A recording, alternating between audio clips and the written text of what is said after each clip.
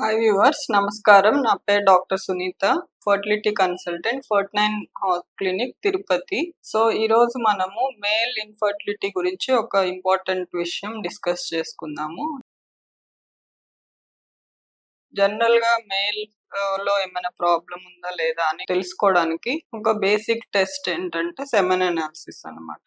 So semen అనాలిసిస్‌లో ఏమేం చూస్తాము? జనరల్‌గా ఒక 2-3 డేస్ గ్యాప్ ఇచ్చిన తర్వాత శాంపుల్ అనేది మనము ఎక్కువ శాతం ఫర్టిలిటీ సెంటర్‌లో టెస్ట్ చేసే దగ్గరే కలెక్ట్ చేసుకోమని చెప్తాము. సో కలెక్ట్ చేసిన శాంపుల్‌ని తీసుకొని ఎగ్జామినేషన్ చేస్తామన్నమాట. దీంట్లో కామన్‌గా చూసేవేంటి, WHO వాళ్ళు, అంటే వరల్డ్ హెల్త్ ఆర్గనైజేషన్ వాళ్ళు మన అంటే చాలా మంది మేల్స్‌లో స్టడీ చేసి ఒక లిమిట్స్ అనేది ఫిక్స్ చేశారన్నమాట. సో ఈ లిమిట్స్ కంటే తక్కువ ఉంటే అబ్‌నార్మల్, దానికంటే ఎక్కువ ఉంటే నార్మల్ అన్నట్టు. సో ఈ సెమెన్ అనాలిసిస్ లో ఏమేం చూస్తాము అంటే ఫస్ట్ ఒకటి వాల్యూమ్ అన్నమాట.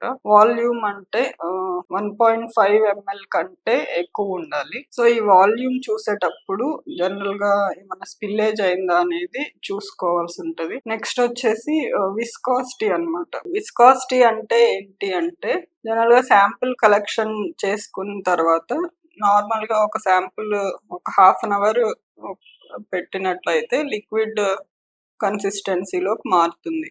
అలా కాకుండా 1 అవర్, 1.5 అవర్, 2 అవర్స్ అలా పడుతుంది, అయినా కూడా ఇంకా లిక్విడ్‌గా అవ్వట్లేదు అంటే దాన్ని విస్కస్ సెమెన్ అని చెప్తామన్నమాట. సో అదొకటి. నెక్స్ట్ ఏంటంటే total number of sperms per ejaculate, ఇది వచ్చి 39 మిలియన్స్ కంటే ఎక్కువ ఉండాలి. నెక్స్ట్ టోటల్ కాన్సంట్రేషన్ అంటే number of sperms per 1 ml of semen అన్నమాట. సో ఇది 15 మిలియన్స్ పర్ ml కంటే ఎక్కువ ఉండాలి. దానికంటే తక్కువ ఉంటే గనక ఆలిగోస్పర్మియా అంటాము. నెక్స్ట్ పారామీటర్స్ ఏంటంటే మొటిలిటీ ఒకటి చూస్తాము. అంటే స్ట్రైట్ గా వెళ్తున్న స్పర్మ్స్ ఎన్ని ఉన్నాయి, కొద్దిగా మూమెంట్స్ ఉన్న స్పర్మ్స్ ఎన్ని ఉన్నాయి, అక్కడే ఉండి కదలకుండా ఉన్నవి ఎన్ని ఉన్నాయి, అట్లా కౌంట్ చేసినప్పుడు 40% కంటే ఎక్కువ మొటిలిటీ ఉండాలి. ప్రోగ్రెసివ్ మొటిలిటీ అంటే స్ట్రైట్ గా వెళ్తున్నవి 32% కంటే ఎక్కువ ఉండాలి. అంతకంటే తక్కువ ఉంటే గనక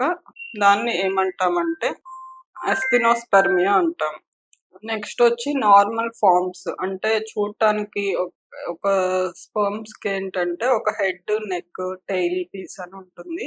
అది ఒక షేప్ లో ఉంటే నార్మల్ అనేసి ఉంటుంది అనమాట. సో వాటిల్లో జనరల్ గా 4% నార్మల్ ఉన్నా కూడా నార్మల్ అనేసి ఇచ్చారనమాట. సో 4 కంటే తక్కువ ఉంటే గనక టెరటోస్పర్మియా అంటాం. ఇవి కామన్ గా చూసే పారామీటర్స్. నెక్స్ట్ ఒకటి వైటాలిటీ స్టెయినింగ్ అని కూడా ఉంటుంది. అంటే ఎంత పర్సెంటేజ్ లైవ్ స్పర్మ్స్ ఉన్నాయి అనేది ఒకటి చూస్తాము. నెక్స్ట్ వచ్చి ఎన్ని పస్సెల్స్ ఉన్నాయా, పస్సెల్స్ ఉంటే ఇన్ఫెక్షన్ ఉన్నట్టు అర్థము. సో దాన్ని మళ్ళీ కల్చర్ కి పంపించి దానికి ఏమన్నా ఇన్ఫెక్షన్స్ ఉంటే ట్రీట్మెంట్ అనేది ఇవ్వచ్చు. సో జనరల్ గా ఒక టెస్ట్ ని బట్టి మనం రిజల్ట్ చెప్పము.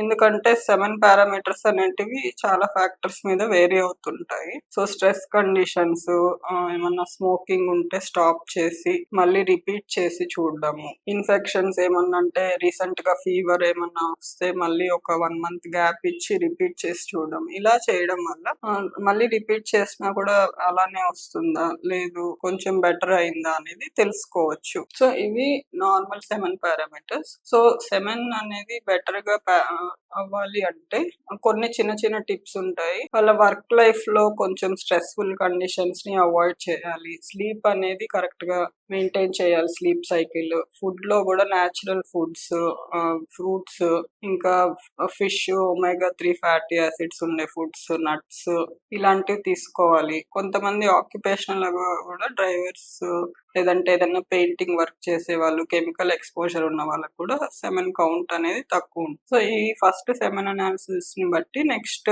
అంటే కాజెస్ ఏంటి అనేది, ఏమన్నా హార్మోన్స్ ప్రాబ్లం ఉందా, జెనెటిక్ గా ప్రాబ్లం ఉందా అని నెక్స్ట్ లెవెల్లో మనం టెస్ట్ చేసి తెలుసుకొని బెటర్ ట్రీట్మెంట్ అనేది తీసుకోవచ్చు. Thank you.